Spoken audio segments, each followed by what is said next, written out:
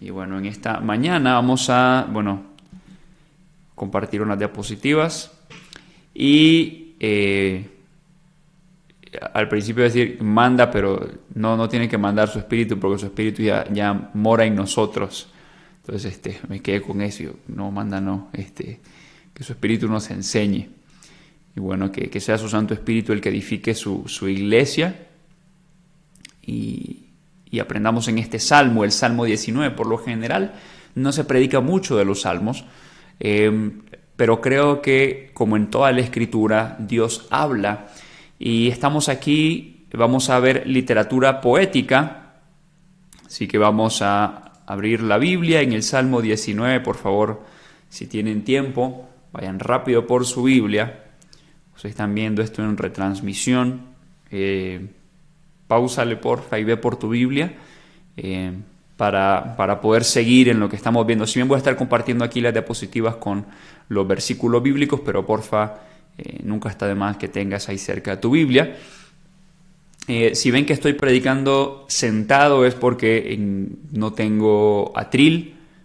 Como podrán ver, no estoy en la iglesia. Entonces no tengo atril, así que me disculparán por eso. Pero bueno, les pido por favor de que ahora vayamos a la palabra de Dios en el Salmo 19. Vamos a leer, dice así: los cielos cuentan la gloria de Dios y el firmamento anuncia la obra de sus manos. Un día emite palabra a otro día y una noche a otra noche declara sabiduría.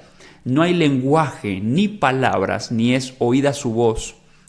Por toda la tierra salió su voz y hasta el extremo del mundo sus palabras.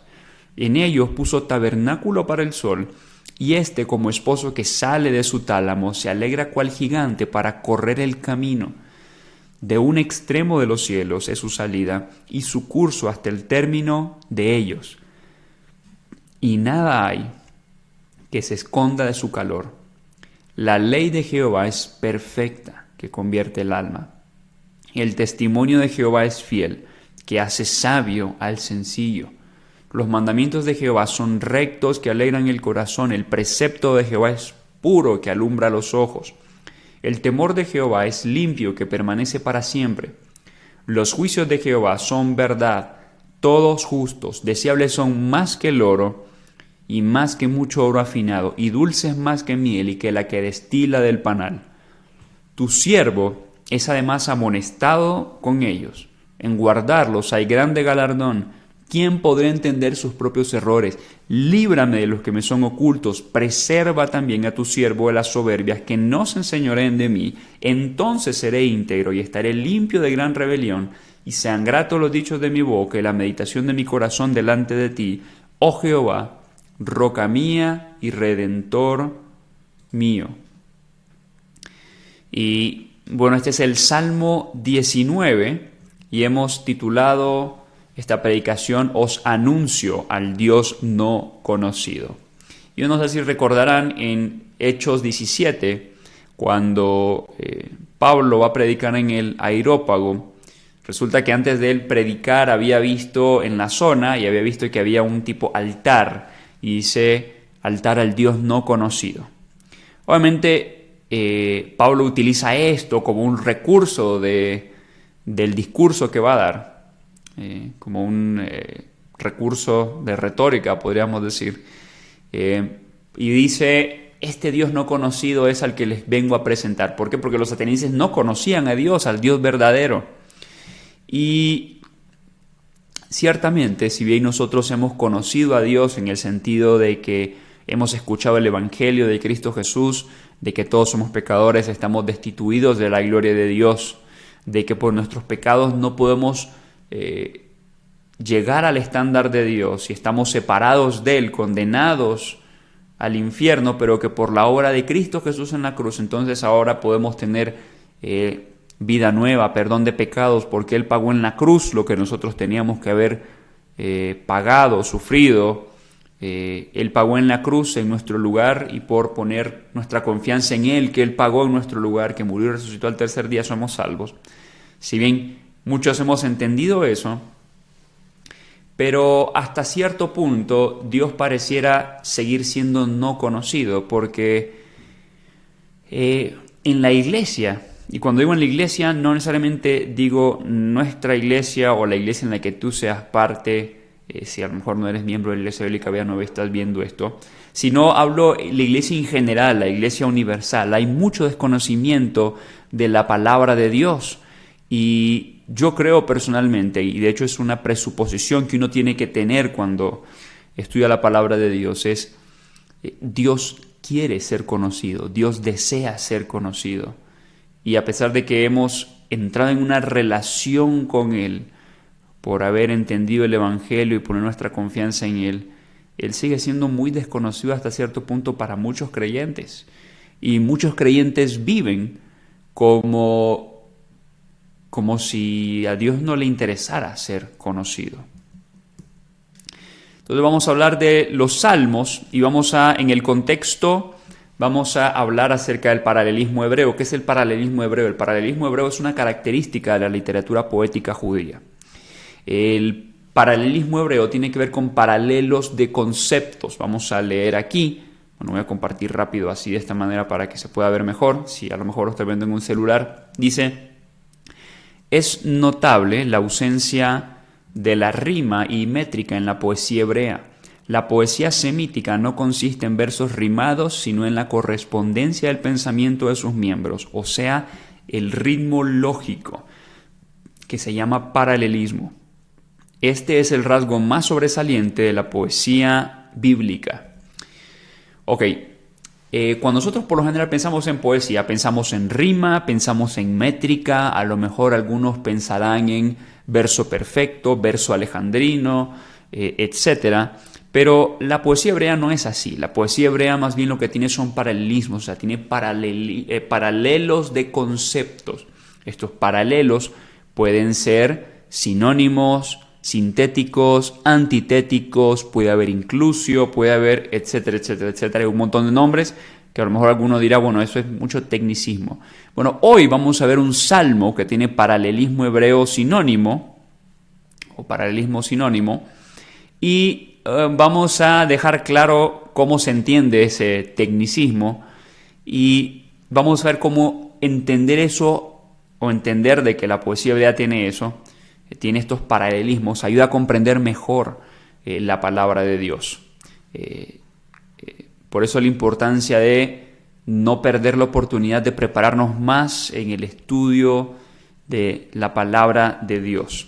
Y a lo largo de esta predicación del Salmo 19, que ya vieron que son muchos, bueno, son 14 versículos, todo el Salmo 19 lo vamos a ver, nos hagamos la siguiente pregunta: ¿desea Dios ser conocido? Y esta parece ser una pregunta con una respuesta obvia. Pero a pesar de que parece ser una respuesta con una pregunta, bueno, una pregunta con una respuesta obvia, y que de hecho al principio ya la hemos respondido, pero permitámonos hacernos la pregunta de nuevo: ¿desea Dios ser conocido? Y permitamos de que sea el Salmo el que nos responda. Este Salmo 19. Y bueno, la primera parte, vamos a ver que Dios se ha dado a conocer por medio de lo creado. Dios ha tenido esa intencionalidad de darse a conocer. Y no solamente por la palabra de Dios, sino también por la creación. Y esto lo vamos a ver de los versos 1 al 6. Y la forma en la cual empieza este salmo es diciendo: los cielos cuentan la gloria de Dios y el firmamento anuncia la obra de sus manos. Ahora, aquí nosotros tenemos un paralelismo, o sea, paralelos de conceptos o de ideas. Tenemos idea número 1 y tenemos idea número 2. Entonces, ¿cuál es la idea número 1? Dice: los cielos cuentan la gloria de Dios. ¿Cuál es la idea número 2? La idea número 2 es: y el firmamento anuncia la obra de sus manos. ¿Por qué esto es importante? Porque acabamos de mencionar de que aquí lo que vamos a estar viendo es un paralelismo sinónimo. Cuando nosotros utilizamos sinónimos, lo que estamos queriendo hacer es decir lo mismo, o sea, decimos lo mismo con otras palabras, pero con la intencionalidad muchas veces de darle un enfoque diferente o a lo mejor hablar de un mismo aspecto, más bien de una misma cosa desde diferentes ángulos o perspectivas. o a lo mejor darle un matiz diferente a la misma cosa. Entonces, esto es importante. ¿Por qué? Porque si decimos de que el paralelismo que tenemos en el Salmo 19 es el eminentemente sinónimo, aunque en algunas partes vamos a tener sintético, si vemos de que el paralelismo es evidentemente sinónimo, quiere decir de que el Salmo, a lo largo de todo el Salmo, o por lo menos las partes sinónimas, está hablando de una misma cosa, pero la está enfocando desde distintos lados. Y esto es importante. Y vamos a ver cómo se entiende esto, ¿ok? Lo primero que dice es los cielos.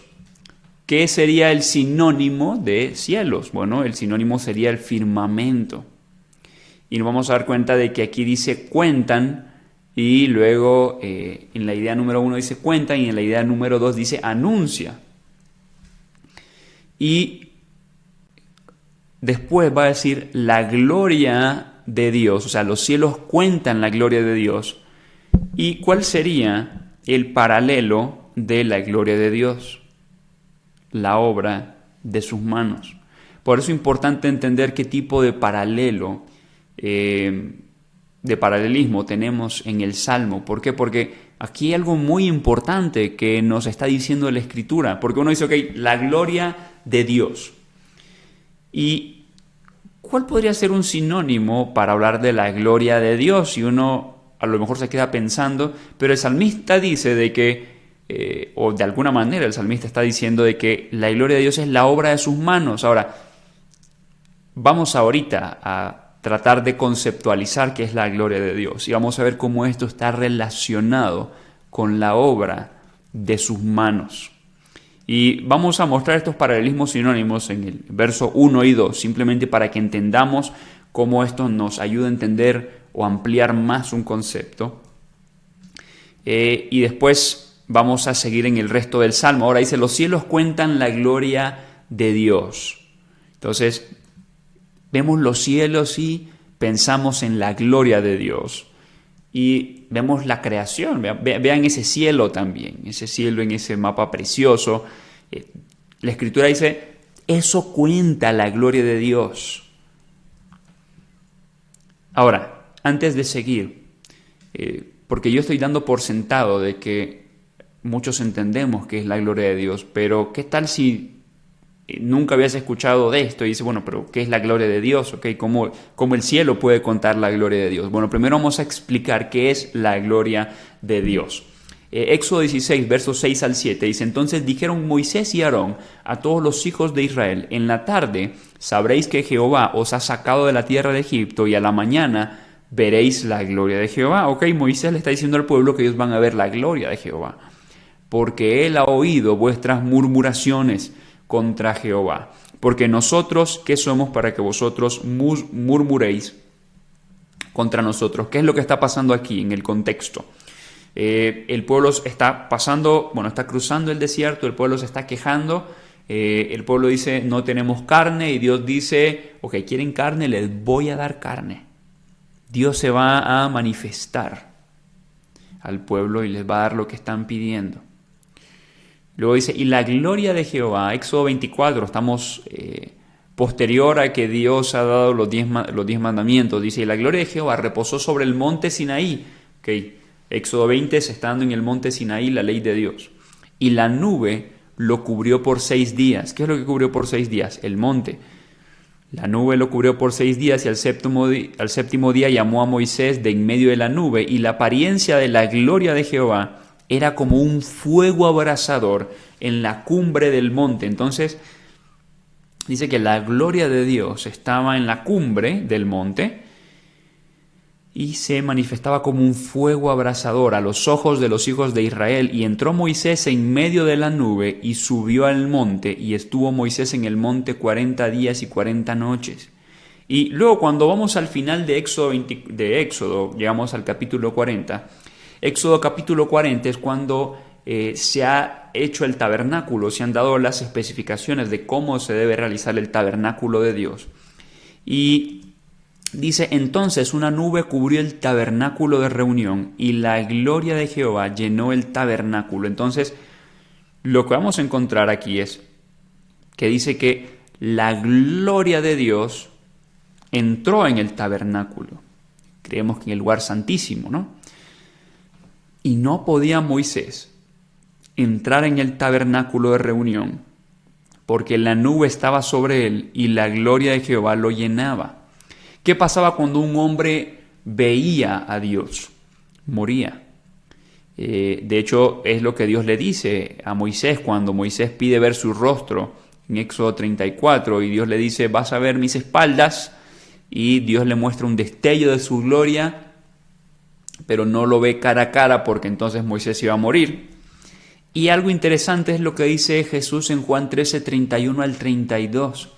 Entonces, cuando hubo salido, dijo Jesús, ahora es glorificado el Hijo del Hombre, y Dios es glorificado en él. Si Dios es glorificado en él, Dios también le glorificará en sí mismo, y enseguida le glorificará. Y uno dice, bueno, ¿qué está pasando aquí? Juan capítulo 13, el contexto es Jesús estaba teniendo la cena con sus discípulos. Por eso dice entonces cuando hubo salido, dijo Jesús. El contexto de la cena está horas de ser crucificado y dice ahora es glorificado el Hijo del Hombre y Dios es glorificado en él. Si Dios es glorificado en él, Dios también le glorificará en sí mismo y enseguida le glorificará.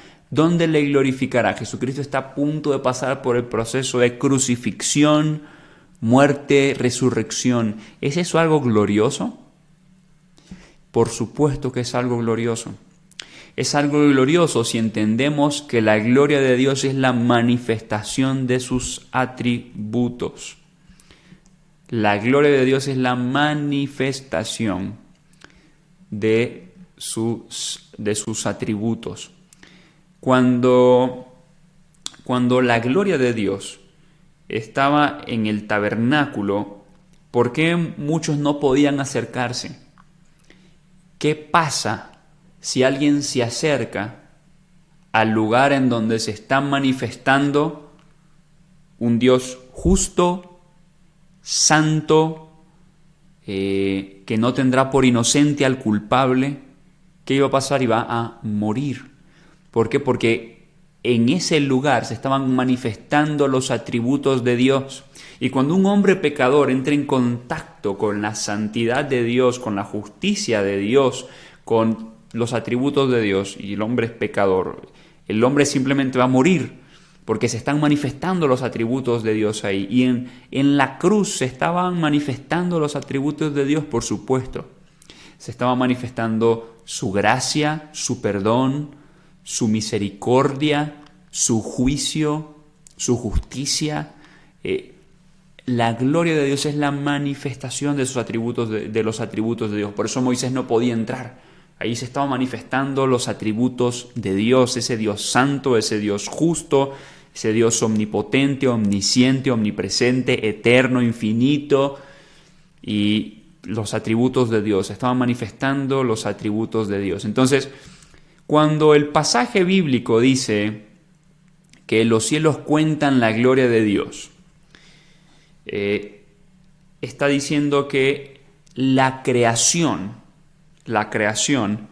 muestran los atributos de Dios y cómo Dios ha mostrado su gloria en su creación. Por eso dice la obra de sus manos.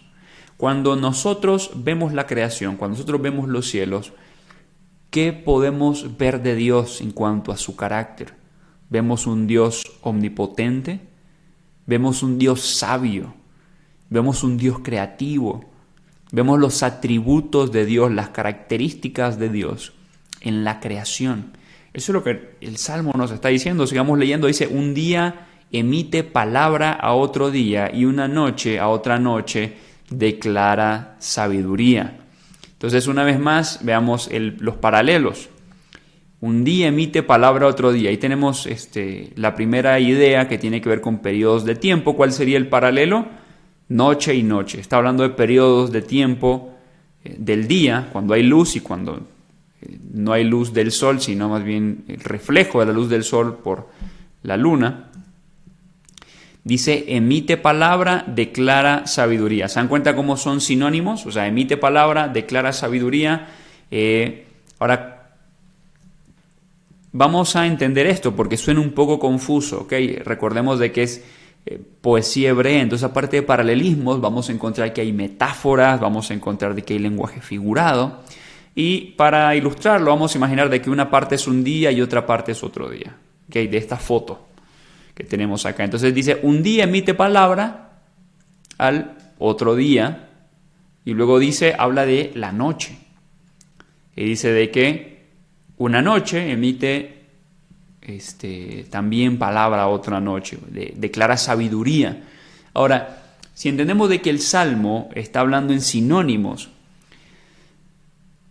¿de qué palabras está emitiendo el día? Dice que son palabras de sabiduría, pero ¿qué es esa sabiduría? Cuentan la obra, ¿qué es lo que cuenta la obra de sus manos? Los cielos cuentan la gloria de Dios. Eso es lo que están contando un día, otro día. Están contando la gloria de Dios. ¿Por qué? Porque cada día la creación muestra el carácter de su creador. ¿Se dan cuenta cómo este lenguaje poético nos da verdades tan profundas y hermosas? La creación muestra el carácter de su creador. Por eso, una de las grandes defensas que nosotros como creyentes tenemos contra el ateísmo es el diseño. La creación tiene un diseño. Ahora, ustedes van a escuchar muchos ateos que van a decir, bueno, el diseño es una ilusión. Yo creo que eso es querer no ver lo que es evidente. La creación tiene un diseño. Y un diseño es una muestra de que hay un creador.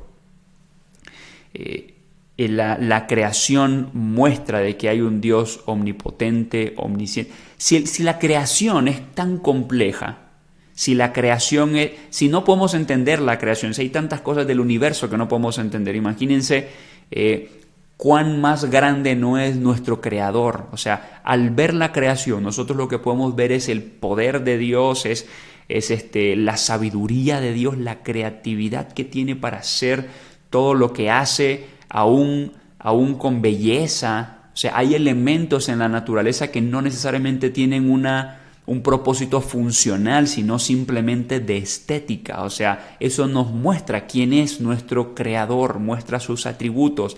Y la escritura, el Salmo está diciendo, un día le dice a otro día, declara otro día, la gloria de Dios, muestra los atributos de Dios cada día que pasa.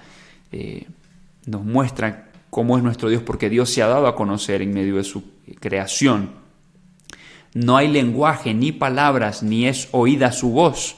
¿Por qué? Porque estamos diciendo que un día emite palabra, otro día, pero los cielos no hablan. Ahora, dice que hablan, pero ahora está diciendo que no hablan.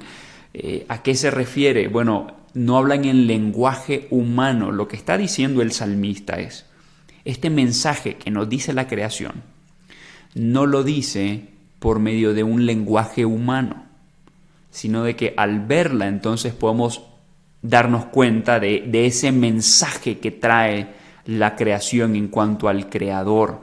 De hecho, Romanos capítulo 1 habla acerca de esto. ¿Qué es lo que dice Romanos capítulo 1? Dice, porque las cosas invisibles de Él, su eterno poder y deidad. Es lo que estábamos diciendo. Cuando yo veo la creación y veo lo magnífico de la creación, puedo decir, esto es tan magnífico, esto es tan grande, esto es tan asombroso, que el único que lo pudo haber hecho debe ser un ser eterno, poderoso. Dice, su eterno poder y deidad se hacen claramente visibles desde la creación del mundo, siendo entendidas por medio de las cosas hechas, de modo que no tienen excusa. O sea, no hay excusa en el sentido de que Dios ha mostrado de que Él existe. Por deducción, ¿okay? Por simple deducción. Nuestro hermano Joe Owen en algún momento ha hablado de la causa y efecto. si todo esto existe es porque algo de afuera lo tuvo que haber creado. ¿Qué es ese algo?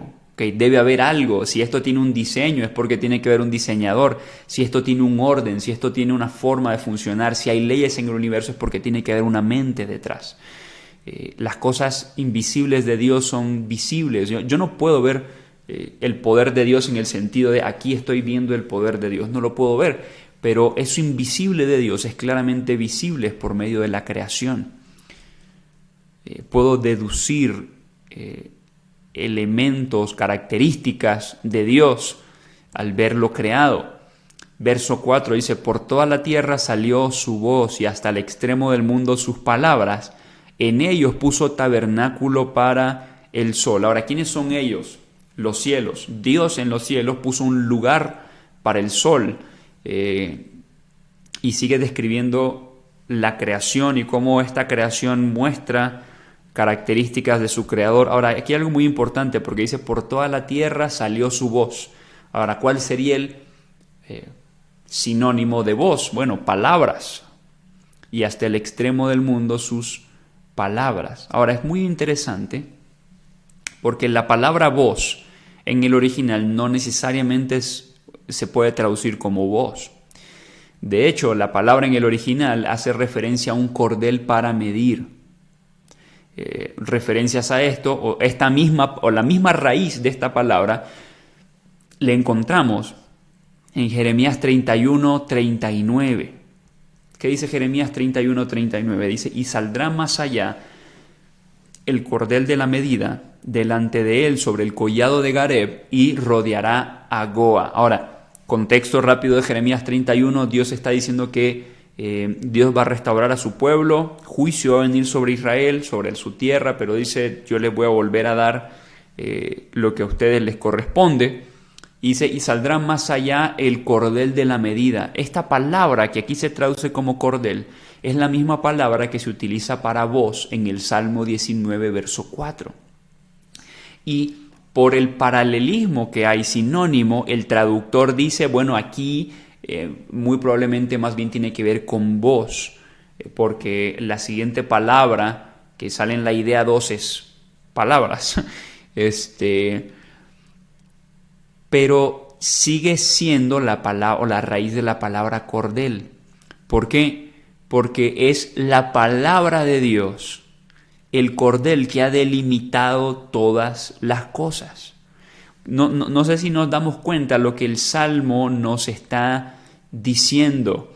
Es como la voz de Dios es oída en toda la tierra. Vamos a devolvernos, dice, por toda la tierra salió su voz, por toda la tierra, por toda la, dice el verso 2, hasta el extremo del mundo, sus palabras son el cordel para medir lo que pone todo en su lugar, y por eso nos vamos a dar cuenta que la idea 2 termina con un en ellos puso tabernáculo para el sol, porque su palabra es lo que determina un lugar en toda la creación.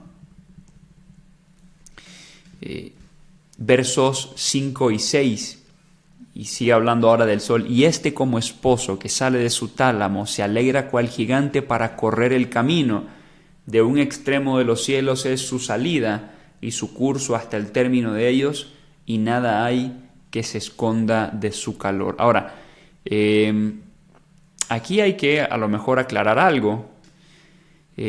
Dice, y este como esposo que sale de su tálamo se alegra cual gigante para correr el camino, de un extremo de los cielos es su salida. O sea, sale el sol de un cielo y sale por el otro lado del cielo.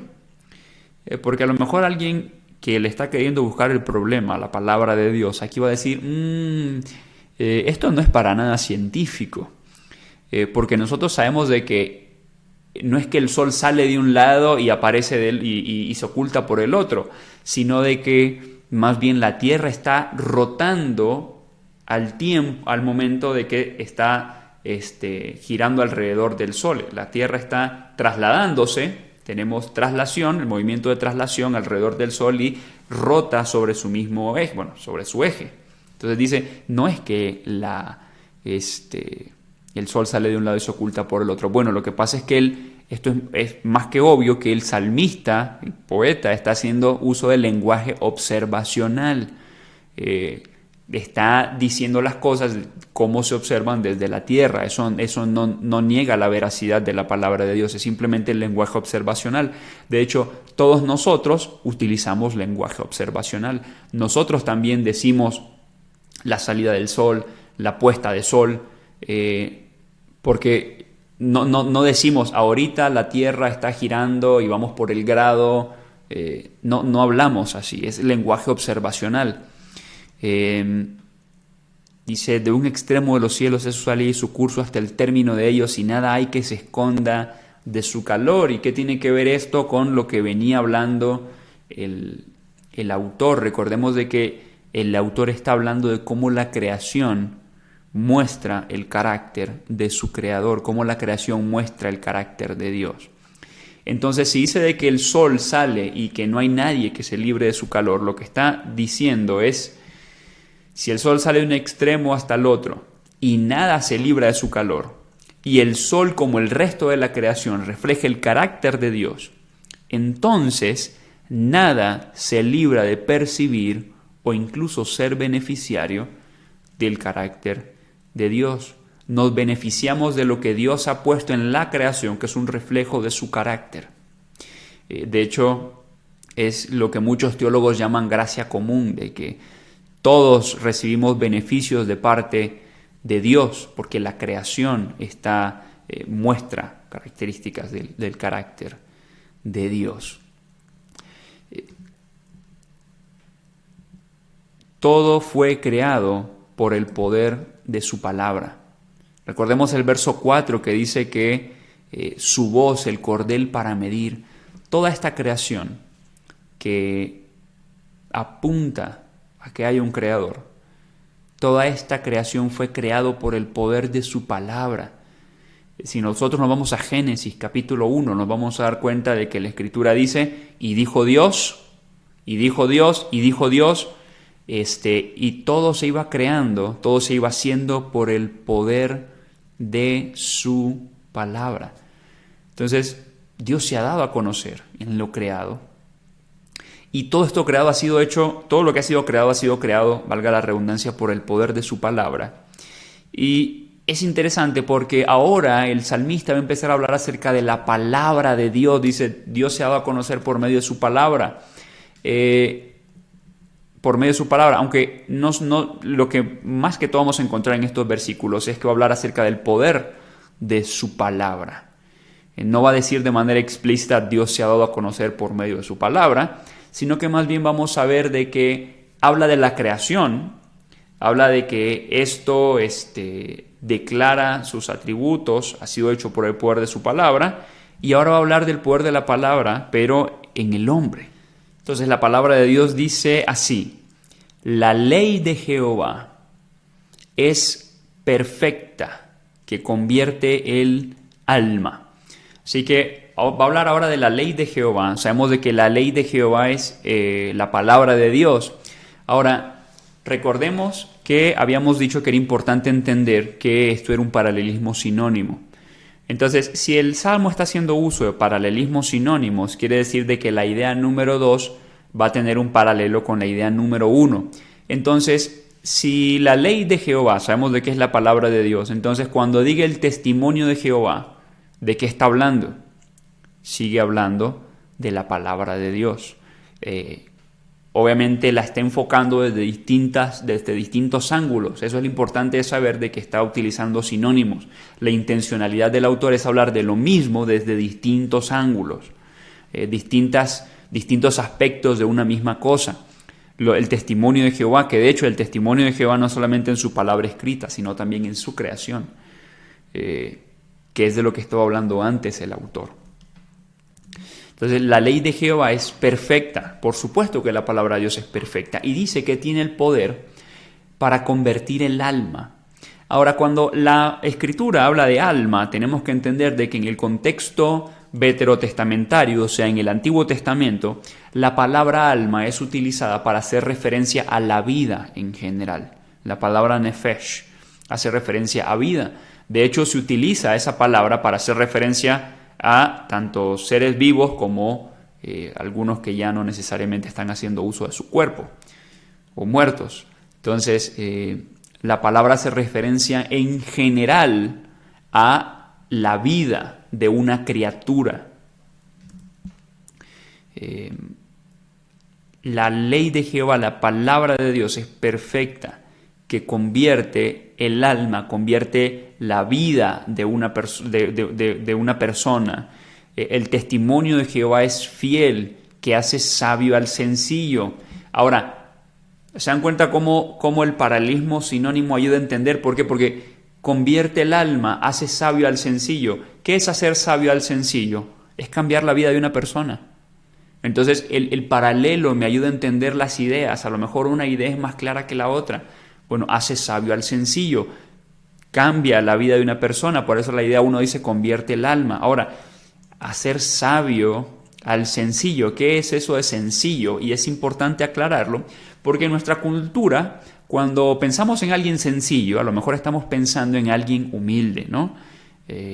Bueno, es que es una persona bastante sencilla, bastante humilde, pero en el contexto bíblico, ser sencillo no necesariamente es algo positivo, porque en el contexto bíblico la palabra sencillo no tiene que ver con ser humilde. Vamos a darnos cuenta, lo que dice Proverbios capítulo 1, versos 1 al 4, dice: los proverbios de Salomón, hijo de David, rey de Israel, para entender sabiduría y doctrina. Okay, si alguien quiere saber para qué sirven los proverbios, sirven para esto: para entender sabiduría y doctrina, o sea, enseñanza, para conocer razones prudentes, para recibir el consejo de prudencia, justicia, juicio y equidad, para dar sagacidad a los simples. ¿Ok?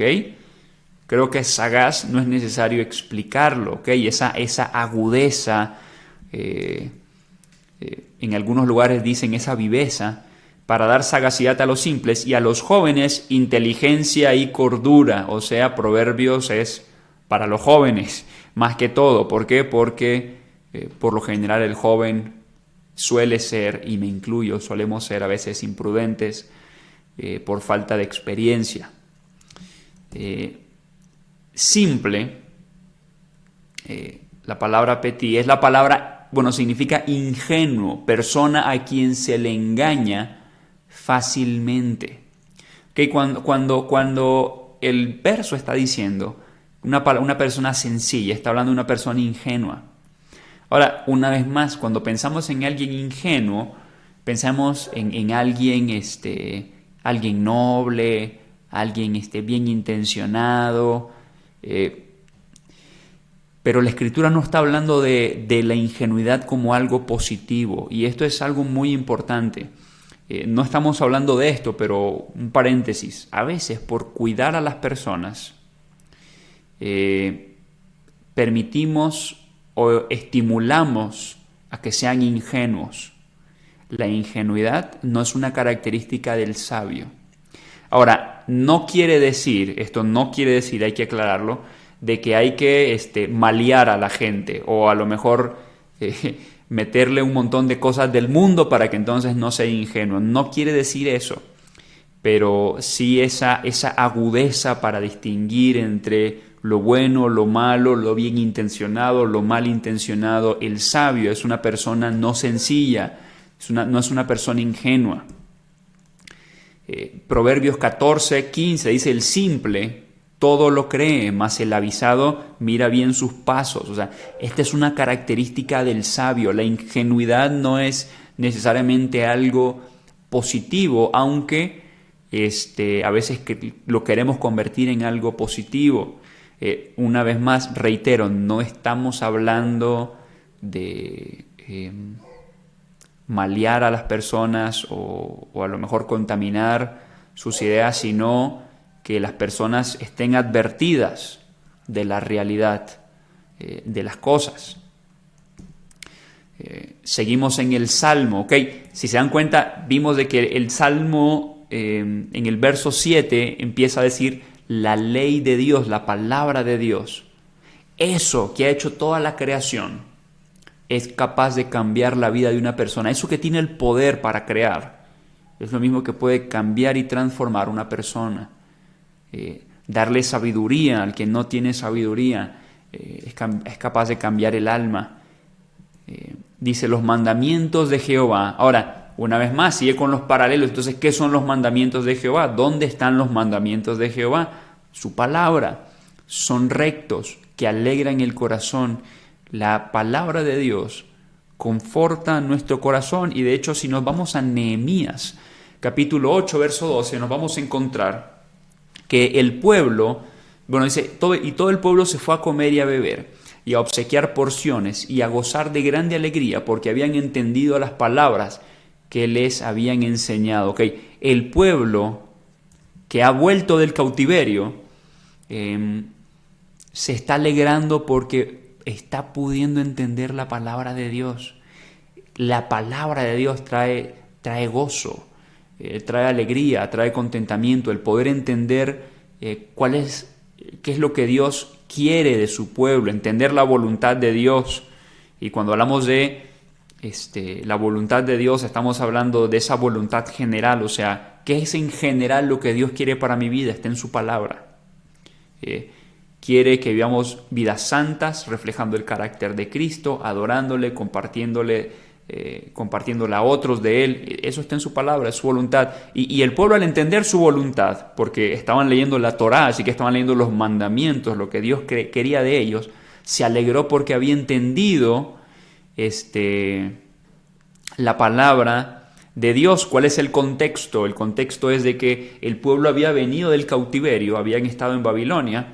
Dios va a traer el pueblo en 3 grupos, con Zorobabel, Esdras y Nehemías. Hay 3 regresos, al igual que hubieron 3 deportaciones. Esto es un repaso contextual rápido. Y el pueblo no había tenido esa oportunidad de poder entender la palabra de Dios. Y Dios está queriendo restaurar a su pueblo, y adivinen qué es lo que Dios utiliza para restaurar a su pueblo: un hombre versado en la palabra de Dios. ¿Quién era ese hombre versado en la palabra de Dios? Esdras. Eso lo encontramos en Esdras capítulo 7. Y Dios va a traer un avivamiento en su pueblo por su palabra, por la palabra de Dios. Dice, el precepto de Jehová es puro, que alumbra los ojos. Esto es curioso porque cuando nos vamos al original, de hecho es probable que más bien mandamiento signifique, sea la palabra precepto, y después precepto sea la palabra mandamiento. No importa, igual son paralelos. El precepto de Jehová es puro, que alumbra los ojos. O sea, los mandamientos de Jehová, sigue hablando acerca de la palabra de Dios, es puro. La palabra de Dios es pura, y dice alumbra los ojos. ¿Qué es esto de que alumbra los ojos? Esto es un lenguaje figurado para decir de que ayuda a entender lo que antes no podía ver, ahora se puede ver. Lo que antes no se entendía, ahora es entendible. Y es que ciertamente hay muchas cosas que nosotros ignorábamos hasta que la palabra de Dios nos trajo luz. Falta de conocimiento, de entendimiento acerca de la gravedad de nuestro pecado, de la justicia de Dios. Los proverbios sirven para andar para caminar con sabiduría en medio de este sistema, en medio de este mundo. Son normas, son máximas de sabiduría. Alumbran, dan entendimiento, y cuando leemos, escudriñamos la palabra de Dios, es como que si un velo nos fue quitado y entendemos, ok, ahora entiendo. La palabra de Dios es magnífica. De hecho, recordemos que vimos en Nehemías ahorita, capítulo 8, de que el pueblo, cuando escuchó la palabra, entendió y se alegró de que entendió. Dice Salmo 119, 105, verso muy conocido: lámpara es a mis pies tu palabra y lumbrera a mi camino. Sigue manteniendo la misma figura de dicción, la misma... está tratando de transmitir el mismo mensaje. ¿Por qué dice lámpara es a tus pies, a mis pies tu palabra? Porque está haciendo referencia... ¿Cuándo ocupas una lámpara? Bueno, una lámpara la ocupas cuando no hay luz. La palabra de Dios es esa luz que permite ver lo que la oscuridad no me permite ver, y lumbrera mi camino, me permite saber cómo andar correctamente. Ejemplo, los proverbios, son máximas de sabiduría. Ahora, aquí hay que hacerse esta pregunta muy importante. ¿Significa esto que voy a entenderlo todo? ¿Ok? Porque si la palabra de Dios es luz, significa entonces que entendiendo la palabra de Dios lo voy a saber todo, voy a saber siempre qué hacer, voy a saber siempre cómo responder, siempre sabré qué hacer. Y aquí hay que dejar algo claro, porque muchas personas van a la Biblia queriendo resolver su vida. Y el problema está en que a veces hay circunstancias de la vida que no podemos entender. Y que la palabra de Dios sea lumbrera mi camino no significa que siempre voy a entenderlo todo, ni voy a saber todas las cosas, pero al conocer a mi Dios, podré descansar en Él, aunque no entienda. Porque aunque no entienda a lo mejor las circunstancias, lo que sí puedo llegar a conocer con la palabra de Dios es el carácter de mi Creador. Y aunque las circunstancias sean difíciles y no las pueda entender, al conocer el carácter de mi Creador, yo puedo descansar. ¿Por qué? Porque yo sé que mi Creador es fiel. Yo sé de que al final tiene un propósito, tiene esperanza. O sea, Job no entendió cuáles eran sus circunstancias. Más bien, cuáles eran las razones de sus circunstancias o las razones por las cuales estaba pasando lo que estaba pasando. Pero él sí pudo decir al final de todo: de oídas te había oído, mas ahora mis ojos te ven. Porque aunque no entendiera, al conocer el carácter de su Creador, podía descansar. Habacuc dice en el capítulo 3, verso 17, Habacuc no entendía por qué Dios iba a traer juicio sobre Israel por mano de los babilonios. ¿Cómo es posible de que Dios va a utilizar a este pueblo tan malvado para hacer juicio sobre nosotros, que somos más justos que ellos? ¿Cómo es posible que Dios va a hacer esto? Habacuc no entendía. Y en Habacuc, en el libro de Habacuc, él tiene una conversación con Dios y le dice: Señor, ¿cómo es posible que vas a hacer esto? Y al final de Habacuc, aunque Habacuc no entiende muchas cosas, él dice: aunque la higuera no florezca, ni en las vides haya fruto, aunque falte el producto del olivo y los labrados no den mantenimiento y las ovejas sean quitadas de la majada y no haya vacas en los corrales, con todo yo me alegraré en Jehová y me gozaré en el Dios de mi salvación. Jehová el Señor es mi fortaleza, el cual me hace mis pies como de ciervas, en mis alturas me hace andar. Entonces, no siempre lo vamos a entender todo, pero podemos descansar en el carácter de nuestro Creador. Podemos descansar en quién Él es, porque lo hemos conocido. Dice: el temor de Jehová es limpio, que permanece para siempre. Los juicios de Jehová son verdad, son verdad, todos justos. Y sigue manteniendo los paralelos. Ahora, ¿qué es esto del temor de Jehová? Vamos a ver unos versículos. Dice Salmo 34, versos 11 y 13. Venid, hijos, oídme, el temor de Jehová os enseñaré. ¿Quién es el hombre que desea vida, que desea muchos días para ver el bien? Guarda tu lengua del mal y tus labios de hablar engaño. Les está enseñando el temor de Jehová, pero pareciera que les está enseñando mandamientos. O sea, quiere decir de que el temor de Jehová es guardar su palabra. Apártate del mal y haz el bien, busca la paz y síguela. Los ojos de Jehová están sobre los justos, y atentos sus oídos al clamor de ellos. La ira de Jehová contra los que hacen el mal, para los que hacen mal, para cortar de la tierra la memoria de ellos. Entonces, está hablando de guardar sus mandamientos y está diciendo de que Dios está viendo lo que hacen los justos y los malvados.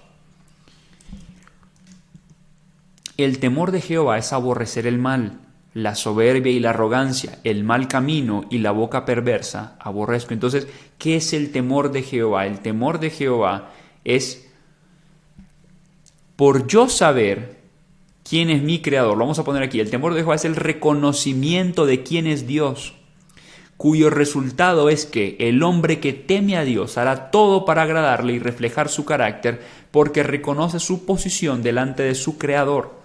Les voy a poner un ejemplo. Por ejemplo, si yo sé que mi jefe es estricto, ¿cómo voy a hacer yo mi trabajo? Lo voy a hacer con excelencia. Porque entiendo que mi jefe, cuando me pida cuentas, si él es estricto, va a querer un trabajo con excelencia. Si mi jefe es puntual y voy a una reunión, ¿cómo tengo que llegar yo? Tengo que llegar puntual.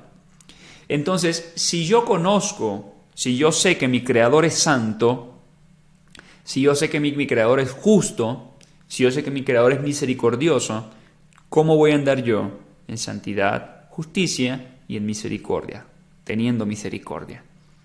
Porque tiene que ver con actuar en correspondencia con mi creador. Yo sé que Dios pide cuentas tanto de los justos como de los malvados. Y Él va a pedir cuentas acorde a su carácter. ¿Se dan cuenta? Ese es el temor de Jehová.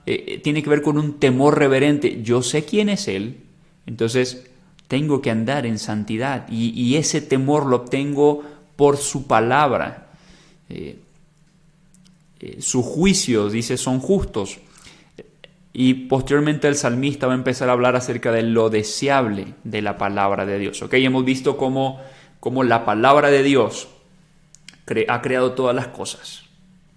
Hemos visto cómo la palabra de Dios puede cambiar a una persona, puede al ingenuo darle sabiduría, puede cambiar el alma porque es perfecta, puede ayudar a alguien a andar en temor delante de Dios, o sea, andar en justicia, en santidad.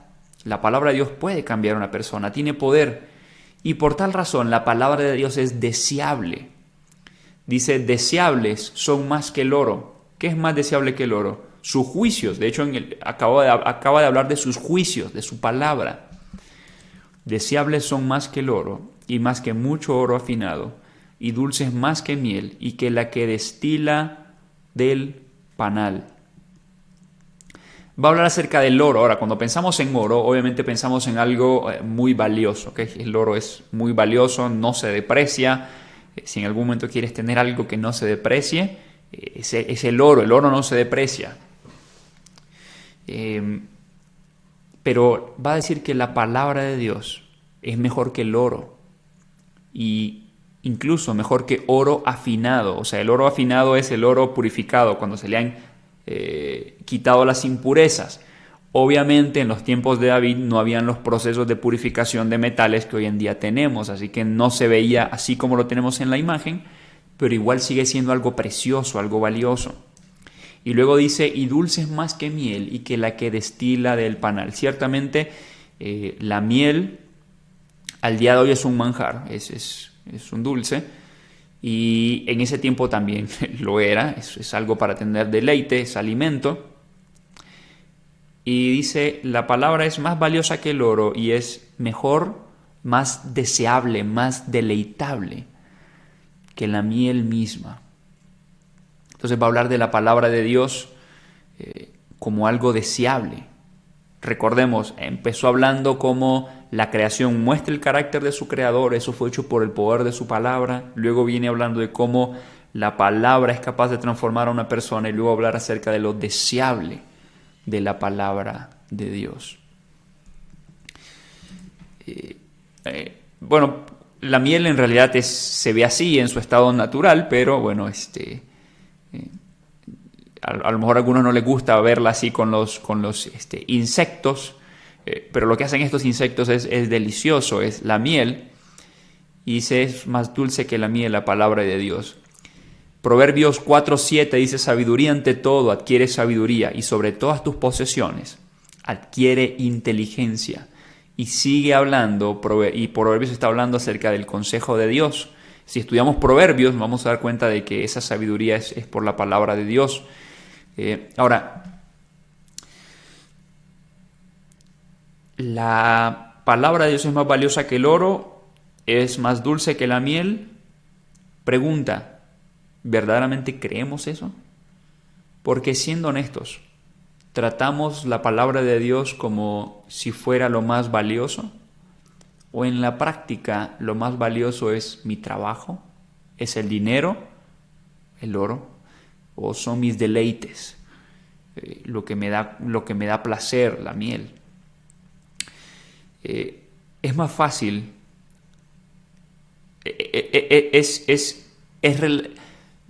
Mis hermanos, yo lo puedo estar diciendo de que la palabra de Dios es más importante que el oro y que la miel y que cualquier deleite, y lo creo.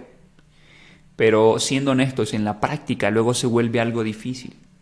Porque si tú le preguntas a un cristiano, a cualquier cristiano le preguntas, oye, ¿tú crees que la palabra de Dios es más importante que el oro? Sí, claro que sí, por supuesto que es más deseable que el oro, que la miel y que la que destila del panal. Pero la pregunta es, ¿en la práctica realmente la palabra de Dios es lo más deseable para ti? ¿O lo más importante es el trabajo?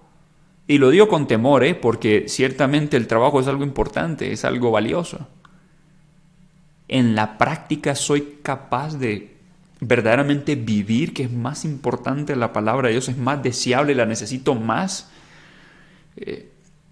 Porque es muy fácil decir, sí, yo sé que es más importante, pero en la práctica es así. El salmista está hablando desde distintos aspectos. Está hablando de la palabra de Dios, por eso la importancia de saber de qué es un paralelismo sinónimo. Está hablando de lo mismo desde distintos aspectos. Y ha hablado de la palabra de Dios en la creación, y ha hablado del poder de la palabra de Dios en cómo transforma una persona. Dice que es más valioso que el oro. ¿Verdaderamente lo creemos?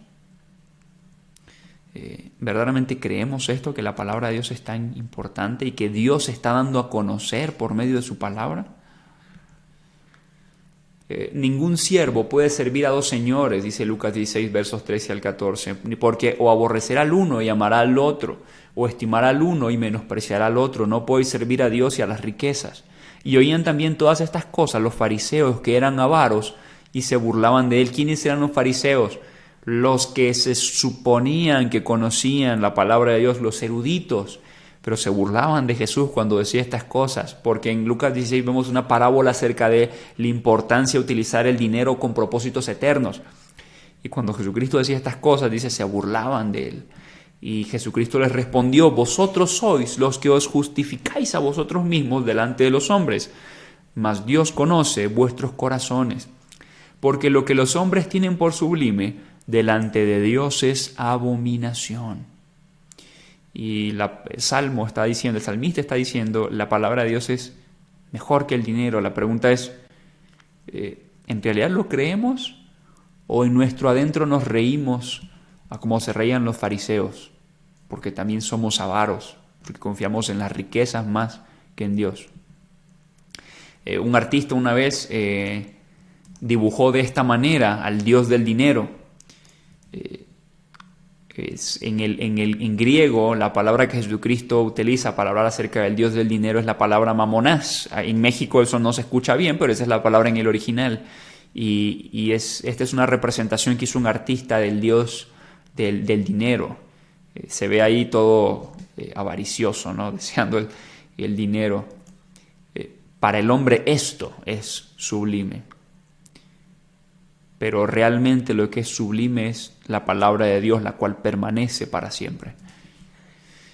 Tu siervo, y ahora va a hablar de los beneficios que tiene para el salmista, va a decir, ahora te voy a decir cómo esto es deseable para mí, por qué me ayuda. Dice, tu siervo es además amonestado con ellos, en guardarlos hay grande galardón. Mis hermanos, ¿a quién le gusta que lo amonesten?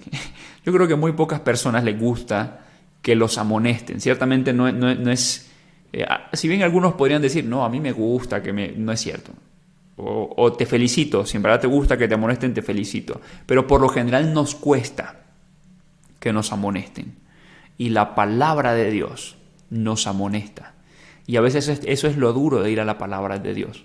De que nos golpee y nos confronte con nuestro pecado, con nuestra falta de santidad, con nuestra falta de entrega a Dios, con nuestra falta de amor por Él, con nuestra falta de muchísimas cosas. Y esto es duro, pero es deseable. Tu siervo es además amonestado con ellos, en guardarlos. ¿En guardar qué? ¿De qué viene hablando? De la palabra de Dios. Hay grande galardón. Verso 12 dice, ¿quién podrá entender sus propios errores? líbrame de los que me son ocultos. Mi hermano, yo no sé si alguna vez te ha pasado que estás hablando con alguien y esta persona dice, cada quien sabe lo que hay en su corazón, o cada quien sabe cuáles son sus verdaderas intenciones, cada quien sabe cuáles son sus errores, o a lo mejor has escuchado frases motivacionales que dicen, nadie te conoce mejor que tú mismo. Mis hermanos, esas son puras tonterías, ¿ok? Ni nosotros, ¿ok? Esta es la palabra de Dios. El salmista está diciendo, ¿quién podrá entender sus propios errores? Esto que nosotros tenemos aquí, esto es una pregunta retórica. O sea, quiere decir de que esta pregunta lleva implícita la respuesta en sí misma. ¿Quién podrá entender sus propios errores? Adivinen cuál es la respuesta que va implícita en la pregunta. Nadie puede entender sus propios errores. ¿Ok? Por eso es necesario que la palabra de Dios sea esa luz que penetre y evidencie lo que hay en mi corazón.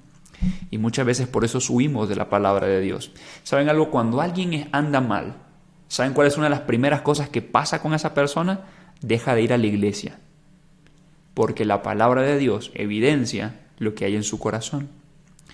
¿Quién podrá entender sus propios errores? Líbrame de los que me son ocultos. Por eso el salmista dice, Señor, muéstrame en qué estoy mal, que tu palabra evidencie lo que está mal en mí.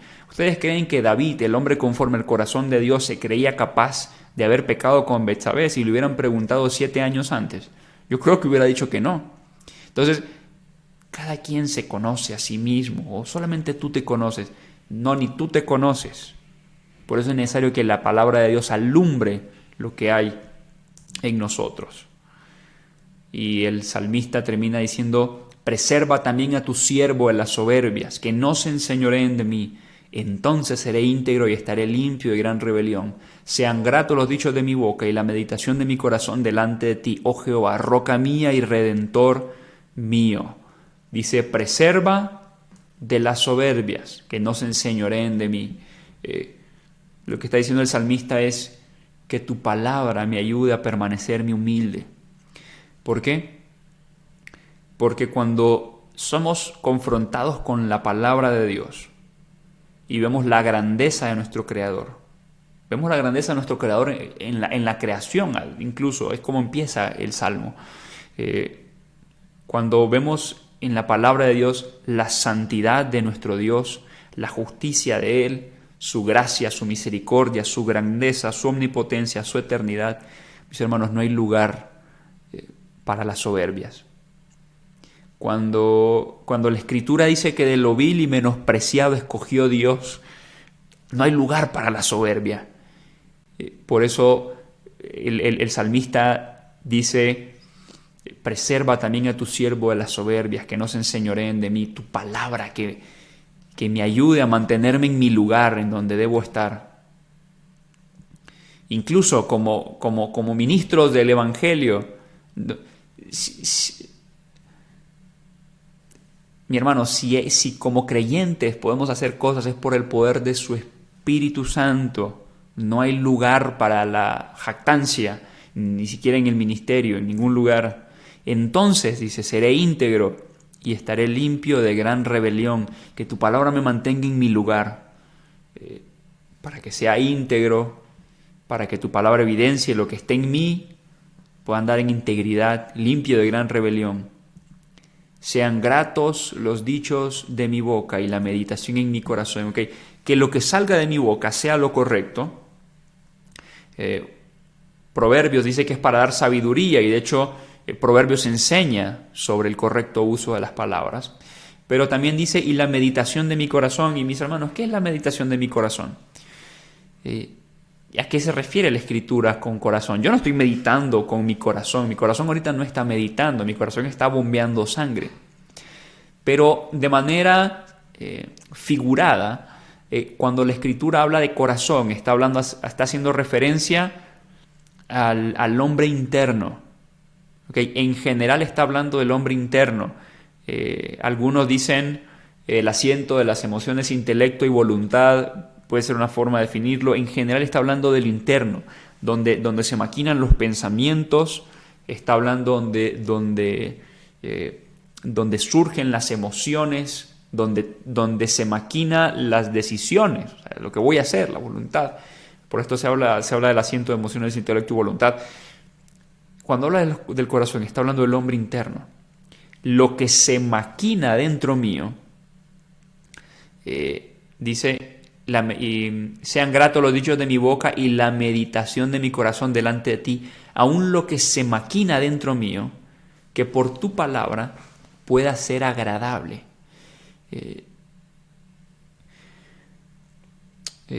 Proverbios dice que Jehová abomina a los perversos de corazón, mas los rectos de camino les son agradables. Dice, abominación son a Jehová los perversos de corazón, mas los perfectos de los perfectos de camino les son agradables. Los rectos de camino les son agradables. Dios desea que aún en nuestros pensamientos, en cómo somos, lo que maquinamos dentro nuestro sea agradable. Ahora, esto es una lucha. Y no estoy hablando simplemente de que, bueno, un hombre pueda estar luchando con sus malos pensamientos. No, todos luchamos con nuestros pensamientos. Porque no solamente tienen que ver con pensamientos sexuales, tienen que ver incluso con, en tus pensamientos hay envidia, hay enojo, hay rencor. Me estoy comparando con el otro constantemente porque hay envidia, porque hay... ¿ok? Eso no es agradable a Dios. Y el salmista dice, sean gratos los dichos de mi boca, que lo que sale de mi boca, pero también la meditación de mi corazón delante de ti. Que delante de ti también sea grato las cosas que surgen dentro mío. Y eso es posible por el poder de la palabra de Dios, porque la ley de Jehová es perfecta, que convierte el alma. Y en su palabra Él se ha dado a conocer, muestra su carácter, quién Él es. Dios desea ser conocido, nos muestra cómo debemos andar, y en su palabra por su palabra Él nos transforma, y aún en nuestros pensamientos. Una vez un discipulador que tuve me dijo esta frase que él una vez escribió en su Biblia. Al principio de su Biblia, que tengo mi Biblia, no me la ven aquí porque pues, no tengo espacio para tenerla aquí, pero él al principio de su Biblia, sé que él escribió, este libro te apartará del pecado, o el pecado te apartará de este libro. Y es importante que estemos en contacto con la palabra de Dios aún para que nuestros pensamientos se vayan renovando, porque en nuestra cabeza siempre va a haber algo. Si yo no le meto a la palabra de Dios, este sistema, el mundo, mi carne y Satanás va a meter otras cosas. Así que es mejor que yo le meta la palabra de Dios para que entonces sea grata la meditación de mi corazón, y termina declarando quién es Dios para él. Oh Jehová, roca mío y redentor mío, o sea, mi Salvador. Jehová es nuestro Salvador. Conclusión. Hemos visto que Dios se ha dado a conocer por medio de la creación y por medio de su palabra. Dios se ha dado a conocer por medio de su palabra y por medio de la creación. Eso responde a la pregunta que nos hicimos. ¿Desea Dios ser conocido? Por supuesto que Dios desea ser conocido. Hay gran beneficio en conocer su palabra. También hemos visto eso. Hay mucho beneficio. Nos puede transformar. Pero entonces, si entiendo que Dios tiene esa intencionalidad de darse a conocer, y no solamente se ha dado a conocer por medio de la creación, sino también por medio de su palabra, entonces la pregunta es, a lo mejor, entonces, ¿por qué no lo estoy conociendo a como debería? ¿O por qué no estoy buscando conocerle a como le debería conocer? ¿Por qué no me estoy sumergiendo en los mares y las profundidades de su palabra? ¿Será que a lo mejor será que es porque no estoy considerando que es más valioso que el oro y más dulce que la miel? Debo anhelar su palabra más que al oro y los deleites. Eso es una de las cosas que nos está enseñando este pasaje, y debo disponerme a estudiar y profundizar en las Escrituras.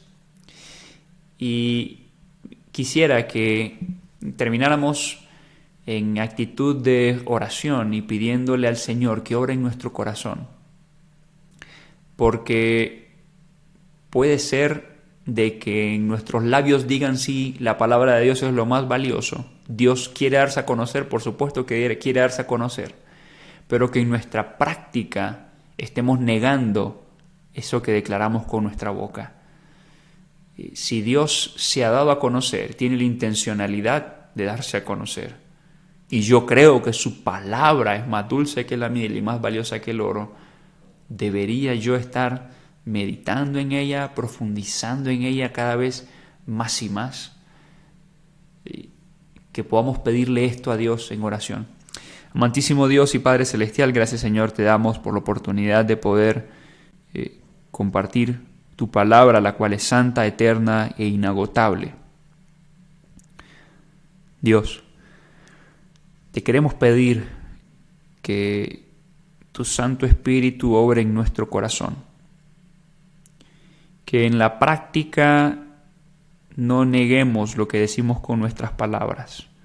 Si verdaderamente creemos de que tu palabra es más valiosa que el oro y más dulce que la miel, si creemos que por tu palabra todas las cosas fueron creadas, si vemos que las cosas creadas dan testimonio de ti, Señor, que tú te estás dando a conocer, Señor, que nosotros respondamos, Señor, a esa intencionalidad tuya y nos dispongamos a conocerte. Que tu Santo Espíritu obre en nuestros corazones, Señor. Que nuestro anhelo sea conocerte. Que podamos vivir lo que dijo Cristo. Que dijo, esta es la vida eterna, conocerte a ti, al Dios verdadero. Padre, que nos dispongamos a estudiar tu palabra, a entenderte, Señor, con profundidad, no con superficialidad. Que no veamos la palabra de Dios como ese manual para resolver mis problemas, que lo veamos como tu revelación para conocerte a ti. Que nuestra intencionalidad no sea egoísta, sino que nuestra intencionalidad sea agradarte, sea honrarte, sea conocerte. Todo esto te lo pedimos en el nombre santo y bendito de tu Hijo amado Jesucristo. Amén. Y bueno, mis hermanos, amados hermanos, ha sido un gusto poder estar con ustedes. Que Dios les bendiga.